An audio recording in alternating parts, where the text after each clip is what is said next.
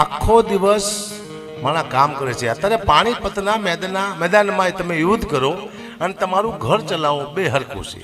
અત્યારે યુદ્ધ કરવાની જરૂર નથી, ખાલી 50,000 રૂપિયા તમે ઘરે લાવો ને એ મોટા મોટું યુદ્ધ છે. ત્યારે મોટા મોટું યુદ્ધ હોય તો 50,000 રૂપિયા કે 25,000 રૂપિયા ઘર ચલાવો એ મોટું યુદ્ધ છે.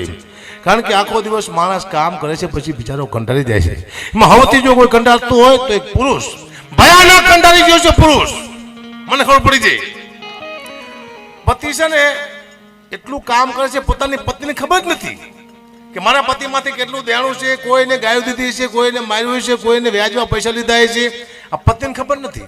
જેવો બિચારો ઘરે આવે નોકરીથી સીધી રાડ્યું પાડે છે, કેટલા બાટલા વહી ગયા છે, છોકરાની ફી ભરવાની છે, મારા બાપાના ઘરે જવાનું છે, હાડીઓ લેવાની છે. ઓલાનો મગજ બંધ થઈ જાય બિચારાનો. હું તો બધી પત્નીને કહું છું કે પોતાનો પતિ નોકરીથી આવે એટલે રાડ્યું નહીં પાડવાની. આવે એટલે શું કરવાનું? પધારો, બેસો, પાણી આપવાનું, પછી પૂછવાનું તમને કોઈ માર્યા જ નથી ને?